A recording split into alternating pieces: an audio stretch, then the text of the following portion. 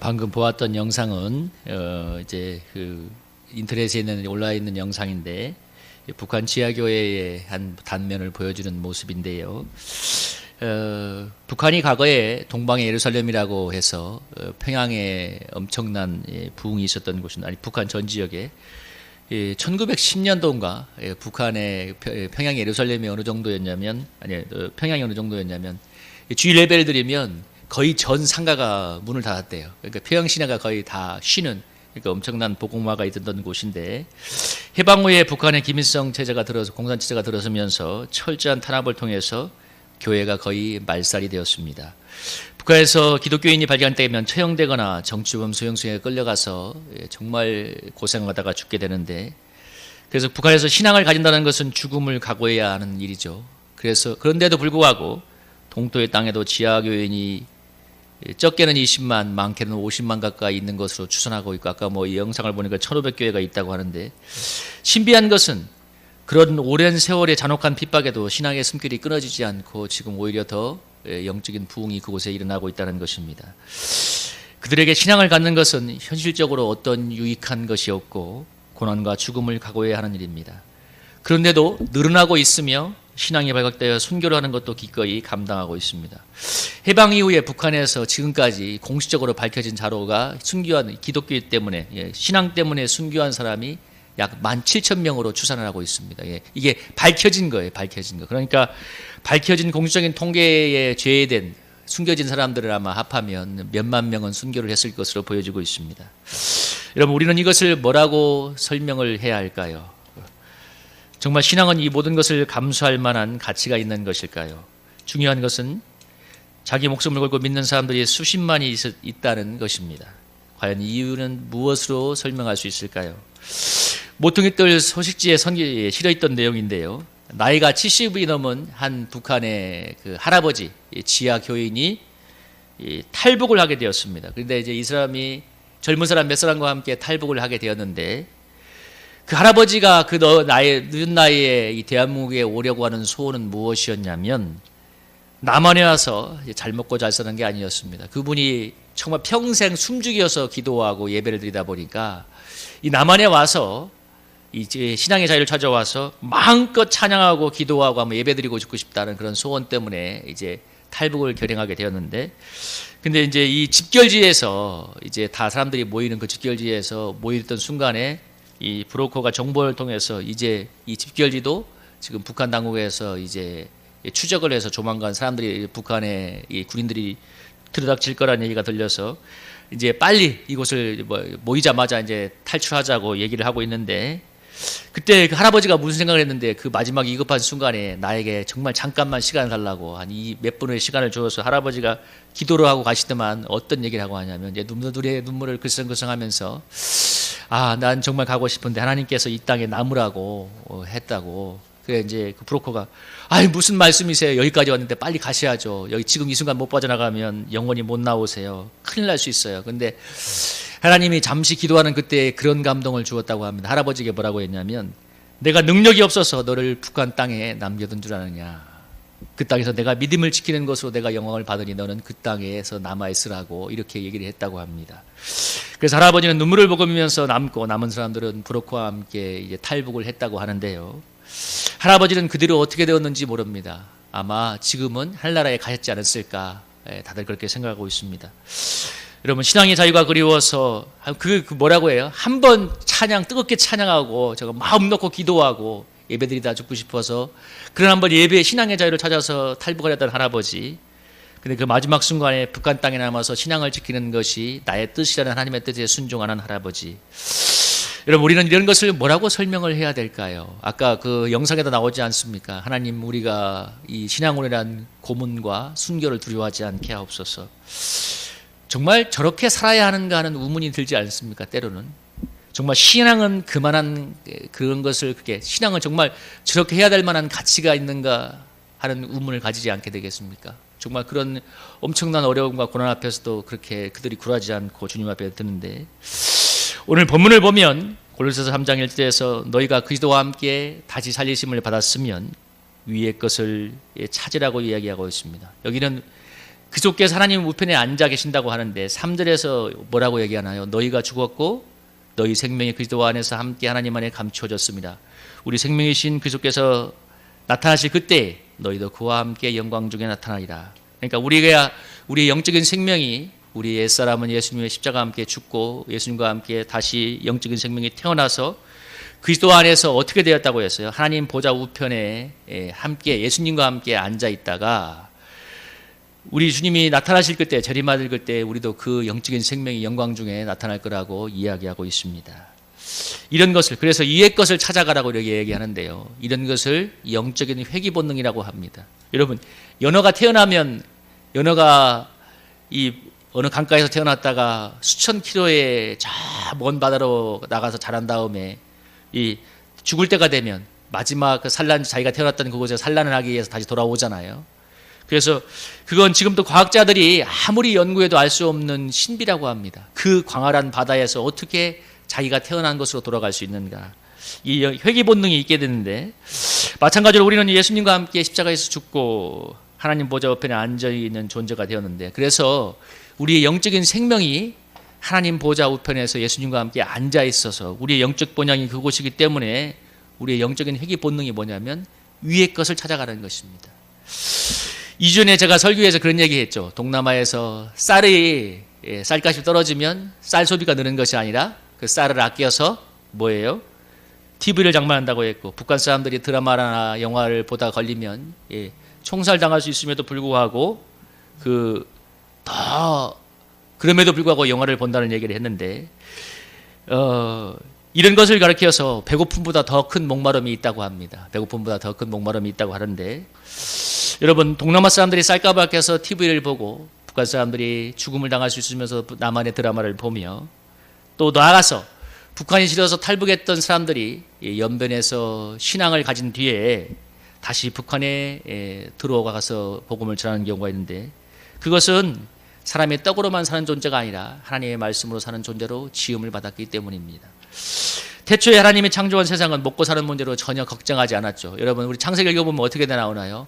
동산나무에는 각종 나무의 실과를 자유롭게 먹기 때문에 이 먹고 사는 문제가 전혀 걱정이 안 됐습니다. 생명나무도 자유롭게 먹었어요. 그러니까 영생불사하는 존재였는데 죄가 모든 것을 앗아갔지 않습니까? 죄가 들어와서 여러분 얼굴에 땀이 흘려야 먹고 사는 존재가 되었고 흙으로 돌아가는 존재가 되었으며 또 그런 존재가 되었습니다. 이것을 성경은 죄와 허물로 죽은 상태라고 하는데 이것을 예수님이 다시 살리시고 우리를 예수 그리스도와 함께 하늘 보좌에 앉혔다고 하는데 이 에베소서에서 이렇게 표현을 하고 있어요. 에베소 2장 1절에서 6절에 보면 허물과 죄로 죽었던 너희를 살리셨도다. 2절 3절에 보면 뭐라고 얘기하고 있어요. 그때 너희는 그 가운데서 행하여 세상 풍조를 따르고 공중의 권세 잡은 자를 따랐으니 곧 지금 불순종에 가는 가운데서 역사는 영이라.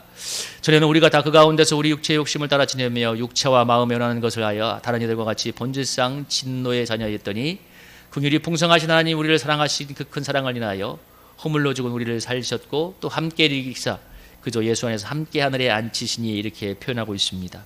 그래서 우리가 성경에서 말해서는 허물과 죄로 죽었다는 것은 무슨 상태냐면 2절 3절을 보면 뭐예요? 사단의 통치를 받으면서 하나님과 상관없이 자기 마음과 생각대로 살아가는 상태, 그것을 죄와 허물로 죽은 상태라고 합니다. 성경에서 죄와 허물로 죽었다는 것은 무슨 얘기냐면 하나님과 상관없이 자기 마음대로 살아가는 상태, 그러니까 곧 이 세상에 하나님이 없는 모든 사람들의 상태죠. 그렇게 죄와 허물로 죽은 우리가 예수님과 함께 다시 살아나고 그리스도와 함께 하늘 보좌에 앉게 되었다고 얘기하는데 우리의 지금의 영적인 생명이 지금 어떤 상태에 있냐면 바로 예수님과 함께 하나님의 보좌, 하나님 하늘 보좌에 앉아 있다는 거죠. 그게 지금 영적인 생명의 상태인데 그 영적인 생명이 지금 뭐예요? 보혜사 성령님을 통해서 우리 속에 와서 그 영적인 생명이 우리 안에서 역사를 하고 있습니다. 근데 그 영적인 생명이 그리스도 안에서 뭐라고 했어요? 여기 본문에 보면 그리스도 안에서 감추어져 있다고 하죠. 그리스도께서 나타나실 그때 영광 중에 우리의 영적인 생명이 나타날 것이라고 합니다. 이게 무슨 얘기냐면 고린도서 15장 51절 52절에서 여러분 이 구절 한번 같이 한번 읽어볼까? 한번 읽어보겠습니다. 시작. 보라 내가 너에게 비밀을 말하노니 우리가 다 잠잘 것이 아니요 마지막 나팔에 순식간에 호련히 다 변화되리니 나팔 소리가 나매 죽은 자들이 썩지 아니할 것으로 다시 살아나고 우리도 변화되리라. 아멘. 오늘 그러니까 영광 중 감추어졌던 영적인 생명이 영광 중에 다시 나타난다는 표현이 뭐냐면 마지막 나팔 소리, 그러니까 예수님이 재림하실 때 울리는 그 나팔 소리가 나면 뭐예요? 죽은 자들이 썩지 않을 것으로 다시 살아나고 우리도 변화되리라. 그러니까 죽어서 썩어 사라졌던 몸이 영원한 신령한 부활의 몸으로 살아나고 그 당시 살아있던 사람은 신령한 몸을 입고 부활한다는 것을 말하죠. 이게 바로 뭐예요? 오늘 골로새서 3절 4절에서 말하는 영광, 감추었던 생명이 영광 중에 다시 나타나는 것을 의미하는 것입니다. 넘어와서 이 날들을 성경에서는 뭐라고 하냐면 우리 안에 있는 속사람 성령이 말할 수 없는 탄식으로 기다리고 있다고. 그러니까 이 날 영광 중에 감추어졌던 그 생명이 이 나팔 소리에 썩지 아니할 것으로 다시 살아나고 우리도 변화될 그 영광의 날들을 성경에서 뭐라고 하냐면 정말 말할 수 없는 모든 피조물들이 이 날들을 썩지 않을 것으로 다시 살아나는 날, 영원히 변화되는 그 날을 모든 피조물들이 말할 수 없는 탄식으로 기다리고 있다고 성경이 말하고 있습니다. 도마스에서 이렇게 얘기하죠. 뭐라고 얘기하냐면 생각하건대 현재의 고난은 우리에게 나타날 영광과 비교할 수 없다. 피조물이 고대하는 바는 뭐예요? 하나님의 아들이 나타나는 것이 아니고, 그래서 22절에 피조물이 다 이제까지 함께 탄식하며 함께 고통을 겪고 있는 우리가 아느니라. 그것뿐만 아니라 우리의 고대 성령의 처음 열매를 입은 우리까지 속으로 탄식하며 양자될 것 곧 우리 몸의 속량을 기다리느니라. 21절에 보면 피조물도 썩어짐에 종도한자 해방되어 하나님의 자녀들의 영광의 자유에 이르는 것이니라. 그러니까 피조물들이 그리고 또 우리 안에 있는 속사람 성령께서 뭐예요? 탄식하면서 뭐라고 하냐면 양자될 것 우리 몸의 속량을 기다리고 있다고 합니다. 이 속량이라는 표현이 뭐냐면 값을 주고 해방시키는 그런 거 말하거든요.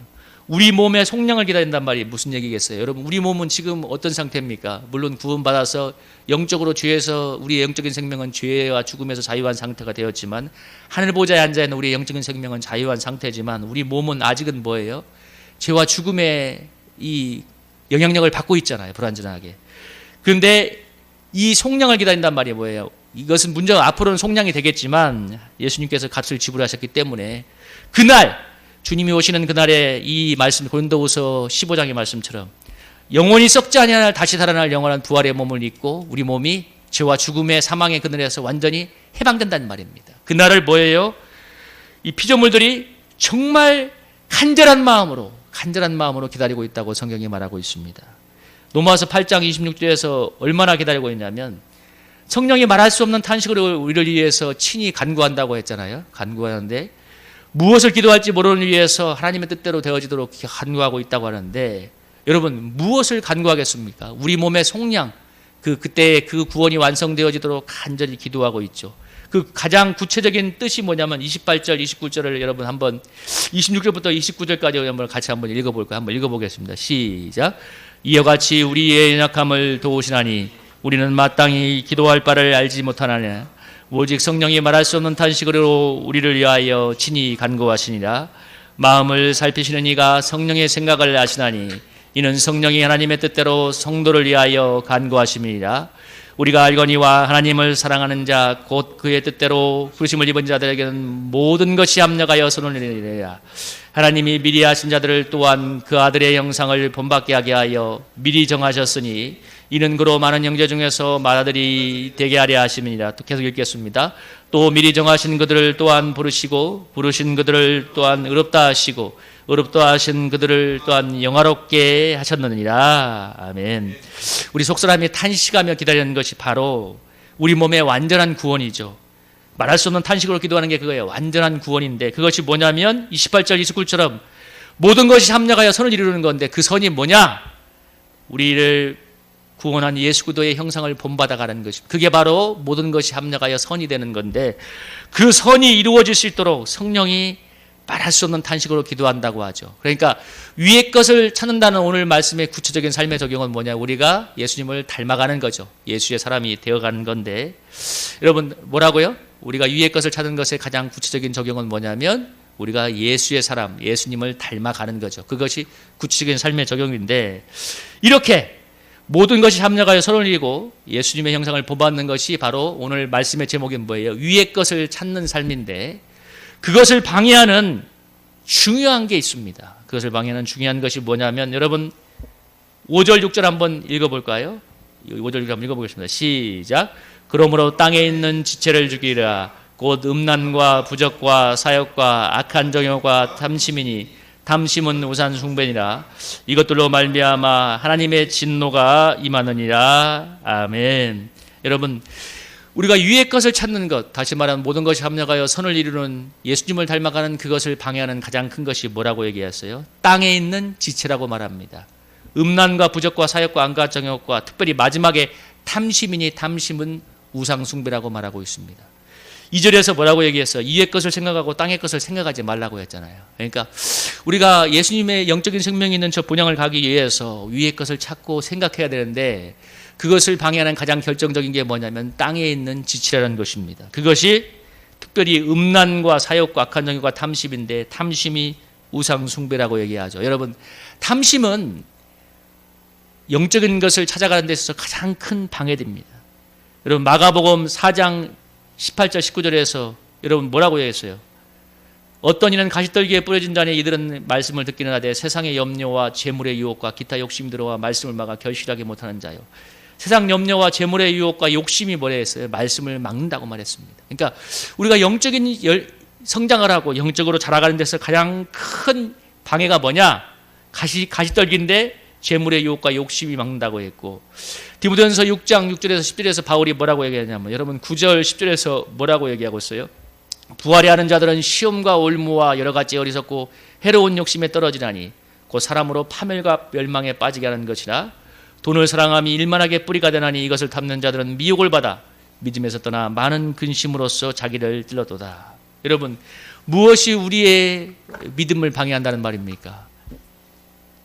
탐욕과 여기서 돈을 사랑하는 마음, 다 욕심이잖아요. 부활이 하는 자들이 시험과 올무와 여러 가지 어리석고 해로운 욕심에 떨어져서 사람으로 파멸과 멸망에 빠지게 할 것이라고 성경이 말하고 있습니다. 그러니까 위의 것을 찾고 예수님을 닮아가는 데서 가장 큰 방해물은 바로 땅에 있는 지체, 특별히 오늘은 욕심이라고 말할 수 있습니다. 탐욕이라고 하는데, 제가 이번 주 월요일 저녁에, 지난주 월요일 저녁에 이 집에서 이렇게 일어나다가 집 안방에 있는 그 가구 모서리에 머리가 찍혀서 제가 머리를 몇 방울 까맣게 꿰매게 되었어요. 그래서 지금 아직도 치료를 받고 있는데, 그때 제가 무슨 생각을 하고 있었냐면, 무슨 생각을 하고 있느냐가 중요한데, 청소를 하다 보니까 이제 10개월이 되어 가니까 하나님의 은혜로 그동안 계속 청소가 붙어서 이제 수입이 늘어나게 되었는데, 여러분 재밌어요. 그렇게 힘들다가도 돈이 들어오면 하나도 힘들지 않아. 전혀 힘들지 않아. 돈이 들어온 순간 입금이 확인되면 전혀 힘들지가 않아.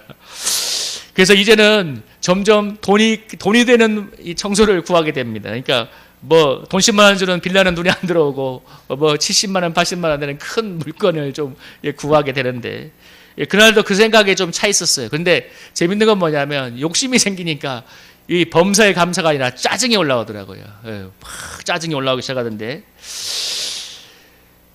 그러면서 지금 청소 분량이 제가 일과 목회를 병행하기에 적당한 분량인데, 물론 더 늘려도 되지만 하나님이 은혜로 조금씩 지금처럼 늘려주시면 되는 건데, 욕심을 부리게 되니까 마음에 감사가 사라지고 이 조급한 마음이 들고 마음에 평강이 없었습니다.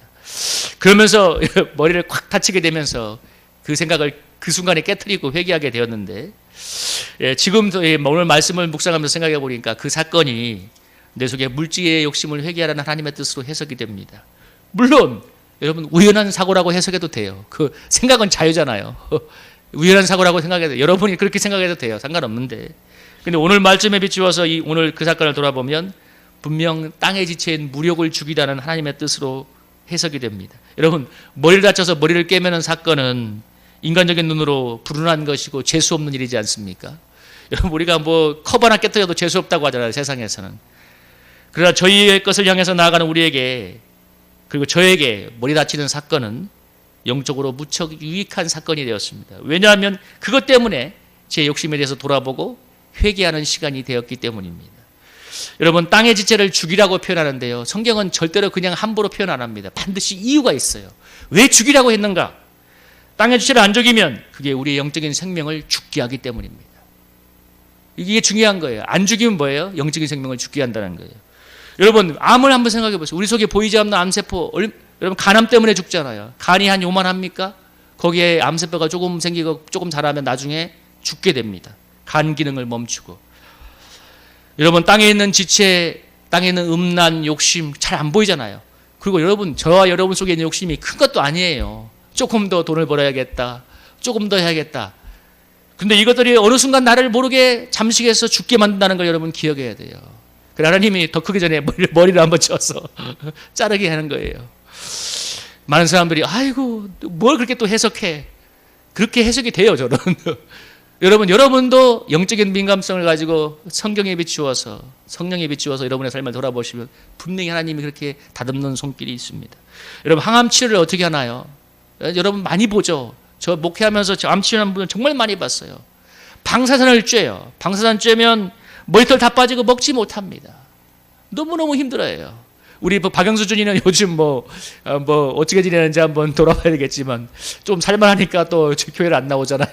근데 그분이 이 방사선 치료할 때 그분은 이제 독해서 의지가 강해서 살기 위해서 막 먹었다고 하는데 거의 대부분의 사람, 열의 9은 못 먹습니다. 그래서 암이 그런 말이 있어요. 암이 암 때문에 죽는 게 아니라 영양실조 때문에 죽는데요. 대부분 사람들 그런 얘기예요. 암 때문에 채소만 먹는 사람들이 많다고 하는데 아니래요. 이 치료를 견디려면 체력이 돼야 되잖아요. 잘 먹어야 되는데 풀뿌리만 캐먹다가 영양실조에 죽는 사람이 그렇게 많대요. 근데 방사선 치료하면 머리털 빠지고 먹지도 못합니다. 여러분, 항암제가 암이 단계가 갈수록 지독해지는데 말기에 간 항암제는 뭐냐면 거의 독극물 수준입니다. 제가 알아는 저 지인의 친척분이 얘기인데 그걸 통해서 들었는데 말기 암이 되어서 거의 독극물 수준의 항암제를 투여했는데 한 번 주사를 맞고 난 다음에 그분이 그 다음 주에 너무나 힘들어서 이렇게 얘기했대요. 나 치료 포기하고 죽을란다. 이 말기 암 환자에게 그 독극물 수준의 주사를 놓으니까 견딜 수가 없는 거예요. 여러분, 그렇게 힘든 게 항암 치료인데 살려면 여러분 치료를 견디지 않습니까? 저는 박영수 준이의 삶의 의지를 높게 평가해요. 뭐라고 했냐면, 한 번 이렇게 방사선세로 들어가고 나면, 한 번 하고 나서, 한 번만 해도 사람이 죽을 맛인데, 또 한 번 해달라고. 나 빨리 나아야 되겠다고. 그래서, 여러 가지 그래서 지금 박영수 준이가 거의 정말 기적적으로 암을 이겼던 것 같아요. 여러 가지 암으로 고통하다 극복한 이들의 공통점이 뭐냐면, 살려고 하는 굳건한 의지라고 해요. 치료를 견디는 거예요.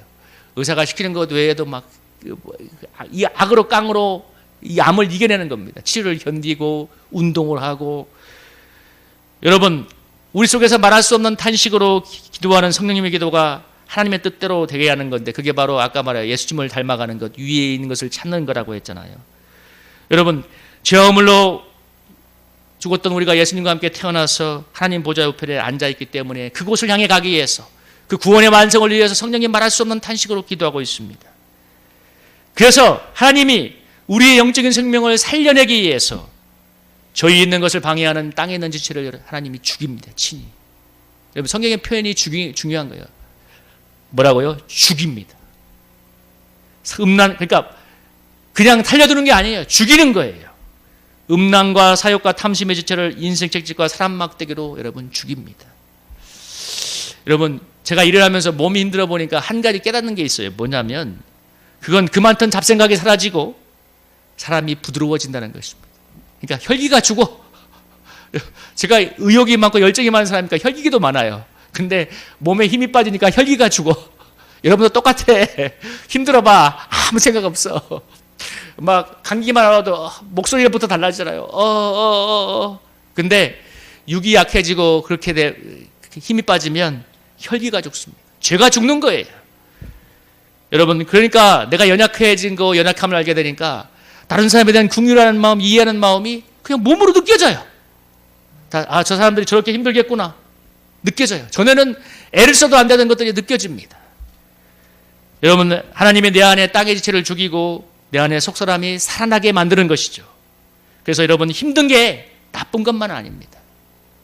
여러분, 뭐라고 해서 땅에 있는 지체를 죽여야 된다고 말하고 있어요. 성경이 이렇게 강한 요소로 하는 게 있어요. 여러분, 디모데후서 성경에 지금 이 화면에 떠 있는 본문을 보세요. 돈을 사랑함이 자기를 찌른 일만하게 뿌리고 구절에 부하려 하는 자들이 사람 파멸과 멸망에 빠지게 하는 것이라. 뭔 얘기예요? 내 영혼을 망하게 한다는 거예요. 돈을 사랑하는 마음, 얼마나 사람들이 돈을 사랑합니까? 요즘 그 표현하는 영혼을 끌어모아서 또 집을 사는 시대잖아요. 근데 그것 때문에 망하는 사람들 많을 거야. 한강다리가 올라갈 사람들 지금 번호표 두고 대기할 줄도 몰라. 여러분, 그게 망하게 만든답니다. 여러분, 그래서 이 땅에 있는 지체를 죽여야 영이 사는 거예요. 위에 있는 것을 향해 갈 수가 있는 거예요. 그래서 하나님이 뭐예요? 죽이신다는 것입니다. 땅에 있는 지체를. 그래서 바울이 고린도후서 12장에 했던 유명한 고백이 있지 않습니까? 여러 계시를 받은 것이 너무나 컸기 때문에 뇌 육체에 사탄의 사자를 주었다고 했잖아요. 하나님이 바울이 본 그 천국의 환상이 너무나 크고 웅대해서 교만하지 않기 위해서 가시를 주었다고 하잖아요. 여러분, 안질이라고도 하고 간질이라고도 합니다. 여러분, 간질이라고 한번 생각해 보세요. 여러분, 제가처럼 설교하다가 제가 한번 여기서 발작해 보세요. 교회가 되겠어요? 바울이 만약에 간질을 않았다고 생각해 보십시오. 그런 바울이 그렇게 육체에 가지도 않고 사역을 할 때 얼마나 괴로웠는지 하나님 제발 이게 떠나가게 해주세요. 3번 간절히 기도할 때 하나님께서 뭐라고 하냐면 내 은혜가 내게 족하다. 내 능력이 약한 데서 온전하여짐이라. 그러므로 도리어 크게 기뻐함으로 나의 여러 약한 것들에 자랑하리. 이는 그리스도의 승력이 내게 머물게 하려 함이라. 그러면 내가 그를 위하여 약한 것들과 능욕과 궁핍과 박해와 곤고를 기뻐하노니 이는 내가 약한 그때의 강함이니라. 여러분, 바울에게 하나님께서 뭐라고 얘기하냐면 그렇게 괴로워하는 바울에게 네가 가시가 있는 게 너의 은혜를 위해서 나의 능력이 머무는 데서 필요하기 때문에 그대로 있으라고 말했습니다. 그래서 바울이 뭐라고 해서 그 깨달음을 얻은 다음에 자기 몸에 가시가 있는 것을 오히려 기뻐한다고. 그래서 10절에서 능욕과 궁핍과 박해와 곤고를 기뻐하는 이는 내가 그 약한 그때에 강합니다. 여러분, 그래서 오늘 여러분이 말씀을 들으면서 오늘 우리가 이 땅을 살아가면서 우리가 현재 겪고 있는 그 어려움을 여러분 영적인 기쁨으로 받아들일 수 있기를 축복합니다. 불평하지 말고 그리스도가 내게 머무는 약함의 통로로 해석하시기 바랍니다. 우리가 그 어려움과 약함 때문에 땅의 것을 생각하지 않고 위의 것을 생각하게 됩니다. 여러분, 재밌어요. 사람이 힘들어야 하나님을 찾아가. 어떻게? 제가 목회하면서 저와 수많은 사람들을 보고 내린 최종적인 결론이에요. 사람들이 마음이 괴로워야 하나님을 찾는구나. 제가 청소하다가 간단해요. 헛생각하다가도 마음이 힘들고 어려워지면 하나님 도와주세요. 기도가 나와요. 여러분은 뭐 별다르나? 우리의 어려움과 약함 때문에, 괴로움 때문에 땅의 것을 생각하지 않고 땅의 치가 죽게 되고 위의 것을 찾고 생각하게 됩니다. 어려움과 약함 때문에 예수님을 간절히 의지하게 됩니다. 지금 무엇이 여러분 예수님을 찾게 하고 있습니까? 여러분, 제가 아까 처음 영상에 북한의 성도들이 이렇게 하잖아요. 주여, 오늘 김일성의 탄압을 두려워하지 않고 우리가 순교할 수 있는 감대한 용기를 주옵소서. 무엇이 그들을 그렇게 절실하게 만들고 있습니까? 무엇이 그들을 목숨을 걸게 만들고 있습니까? 무엇이 땅의 지체를 죽게 하고 있습니까? 여러분이 예수님을 찾고 예배를 드리고 땅에 있는 지체를 죽고 저 하늘나라 향해서 가게 하는 그 원동력이 무엇입니까? 물론 주님이죠. 내 안에 있는 안목의 정욕, 신의 정욕, 이생의 자랑을 죽게 하는 그게 무엇입니까? 물론 주님이 그렇게 하시지만 하나님께서 여러분 어려움을 통해서 그 일을 하고 계시잖아요. 여러분, 그것이 무엇이든 그것 때문에 우리가 예수님을 찾고 위의 것을 찾게 한다면 하나님의 선한 뜻이 이루어지는 것을 믿으시길 바랍니다. 오늘 우리가 이 세상에 속한 육신의 정욕을 죽이고 간절하고 탄식하는 성령의 마음으로 위의 것을 찾아가기를 기도합니다. 그 마지막은 예수님과 함께 영광 중에 나타날 줄로 믿습니다. 그런 축복의 성도가 되시기를 주님의 이름으로 축복합니다.